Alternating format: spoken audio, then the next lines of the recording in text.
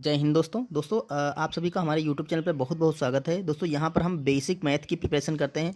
Maths के वो chapter जो कि बिल्कुल बेसिक लेवल से होते हैं वो यहाँ पे तैयार करते हैं। तो आज का जो वीडियो है वो प्रतिशत का है। दोस्तों प्रतिशत का हमने एक वीडियो अपलोड किया है, तो जिसमें बिल्कुल बेसिक तरीके से हमने प्रतिशत को डिस्कस किया था। आइए इसका थोड़ा और लेवल का क्वेश्चन देखते हैं। यहाँ पर देखिए, यहाँ पर हम मोस्टली देखने वाले हैं कि प्रतिशत वृद्धि या प्रतिशत कमी या उससे रिलेटेड जो क्वेश्चन बनते हैं, ठीक है, वो यहाँ पर देखने वाले हैं। तो देखिए, प्रतिशत वृद्धि या प्रतिशत कमी, देखिए जो भी आपको राशि दी जाए या फिर जो भी मान आपको दिया जाएगा क्वेश्चन में, ठीक है, उसमें अगर प्रतिशत की बात करेगा तो हम उसको 100% मान लेंगे। जो भी राशि फुल होगी या पूरा मान होगा वो 100% होगा। हर एक चीज़ अपने आप में 100% होती है, मतलब 100% होती है, ठीक है। अब उसके बाद में हमें क्या करना है, अगर प्रतिशत वृद्धि और प्रतिशत कमी की बात करें, जैसे बोलेगा कि जैसे क्वेश्चन ये दे रखा है, यदि एक की आय 2500 रुपये है, यदि उसकी आय में 20% की वृद्धि की जाए, ठीक है, तो उसकी नई आय क्या होगी। तो मतलब वृद्धि करने का मतलब ये है कि 100% उसकी आय टोटल थी, ठीक है, 100% थी, उसमें हमने 20% की वृद्धि कर दी। जब कभी भी वृद्धि करने की बात करेगा तो हम इसे 100% में उतना जोड़ देंगे, ठीक है, जो भी वृद्धि करने की जो आएगा वो हम यहाँ पे जोड़ देंगे, ठीक है। और अगर बोलेगा प्रतिशत कमी, तो हम क्या करेंगे, वही 100% में वो हम प्रतिशत कमी मतलब जो अगर कम हो रहा होगा या फिर जो लेस हो रहा होगा, जो भी होगा, तो उसको हमसे वो घटा देंगे, ठीक है। अब जो मान बचेगा वो हमारा क्या हो गया, न्यू मान हो जाएगा, ठीक है, वो हमारा न्यू मान होगा। कोई भी क्वेश्चन आएगा, अभी हम आगे सारे क्वेश्चन डिस्कस करने वाले हैं इस टाइप के, जिसमें भी जो भी क्वेश्चन आएगा उसमें अगर प्रतिशत की बात करेगा तो हम 100% में जोड़ देंगे या 100% में घटा देंगे, फिर वो हमारा नेक्स्ट मान आ जाएगा प्रतिशत में। अब चलिए क्वेश्चन को डिस्कस कर लेते हैं।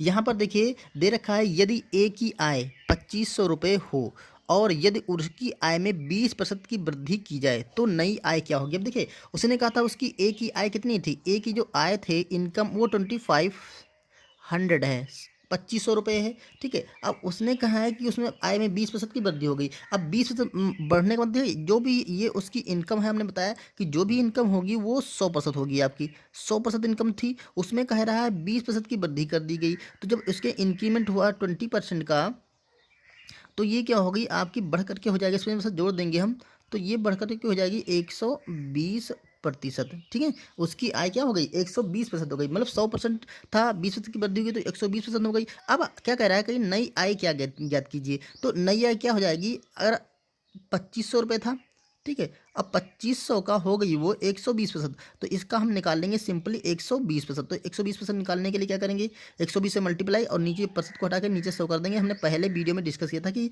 प्रतिशत का जो ये प्रतिशत हटता है या प्रतिशत लगता है वो कैसे हम गुणे को 100 को 100 से गुणा या भाग करके निकाल लेते हैं। देखिए ये वाला जीरो यहाँ से कैंसिल हुआ, ये वाला जीरो यहाँ से कैंसिल हो गया। अब हम क्या करेंगे, 12 से मल्टीप्लाई करेंगे 250 को, तो ये हो जाएगा आपका जीरो, और 12 पंचे 60, ठीक है, और 12 दूनी 24 और 6 30, ये आपका आ गया 3000 रुपये। तो ये आपका जो उसकी नई आय हो जाएगी वो 3000 रुपये हो जाएगी। तो ऑप्शन देखिए, इसमें ऑप्शन हम ए लगा देंगे। दोस्तों इसी क्वेश्चन को हम एक दूसरे तरीके से भी बताएंगे। दूसरा तरीका क्या है, देखिए उसने कहा है 25% उसकी 2500 रुपये उसकी आय थी, तो उसके आय में 20% की वृद्धि कर दिया है, तो 2500 का 20 से बढ़ गया, तो हम क्या करेंगे, 2500 रुपये है, इसी का हम निकाल लेंगे 20%, इसका 20% निकाल लेंगे, तो इसका 20% निकालने के लिए हम 20 से मल्टीप्लाई करेंगे और नीचे 100 से भाग कर देंगे, ठीक है। अब इसे कैलकुलेट कर लेंगे, तो ये जीरो यहाँ से कैंसिल हो गया, तो देखिए ये 25 दूना 50, यानी कि 500 रुपये की वृद्धि हो गई। ये 500 रुपये बढ़ गया, तो कह रहा है उसकी नई आय क्या होगी, तो 2500 रुपये पहले थी, ये 2500 रुपये थी, इसमें 500 रुपये और बढ़ गया, तो मतलब 20 से बढ़ा, 20 2500 का 20 से 500 रुपये हुआ, तो इसमें हम 2500 में से हम जोड़ देंगे 500 को, तो जो नई इनकम होगी वो उसकी आ जाएगी, तो 2500 ये हो जाएगा आपका 3000, तो 3000 रुपये उसकी क्या हो गई, नई आय हो गई। तो इस तरह से आप इस टाइप के क्वेश्चन कर सकते हैं। चलिए एक और क्वेश्चन देखते हैं।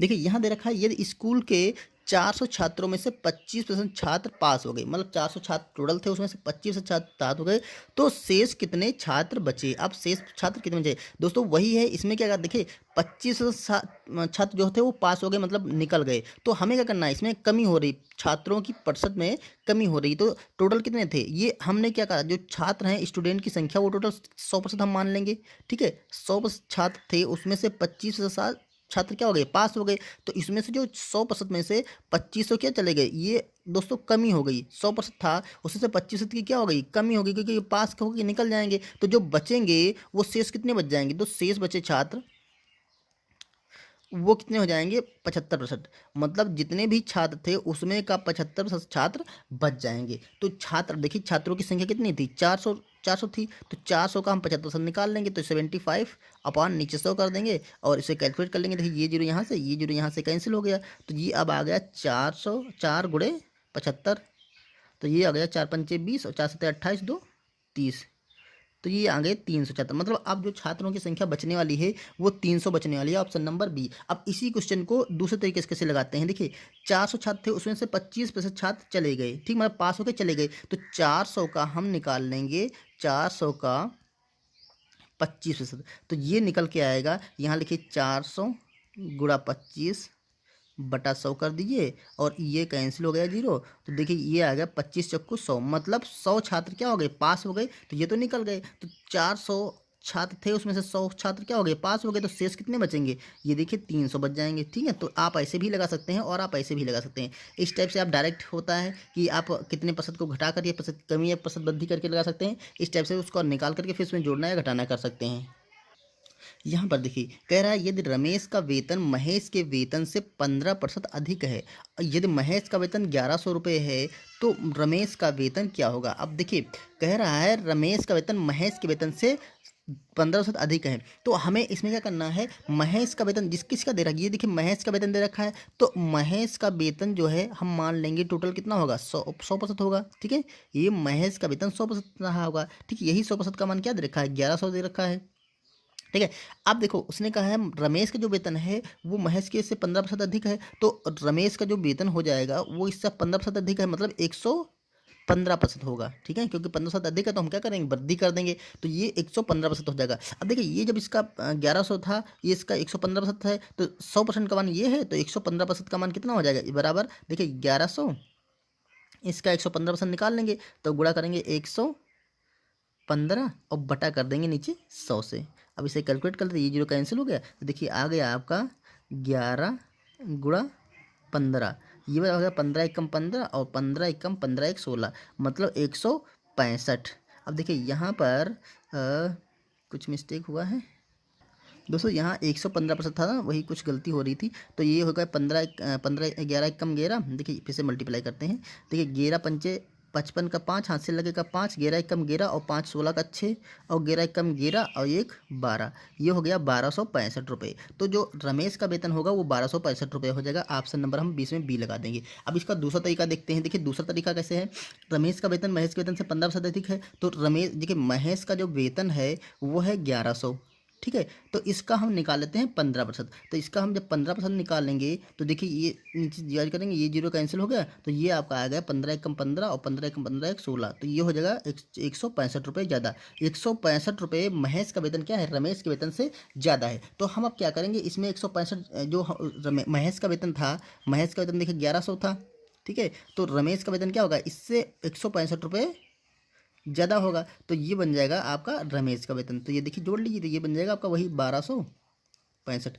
तो ये हो गया रमेश का वेतन। तो यही पूछ रहा था, ये इसे निकाल सकते हैं। तो आप तो ये तरीका अच्छा लगता था इसे निकालिए, ये तरीका अच्छा लगता था इसे निकालिए। देखिए यहाँ देखा अंकुर के पास 3000 रुपये थे, उसने 20% धन पुस्तकों पर, 60% धन कपड़ों पर खर्च कर दिया।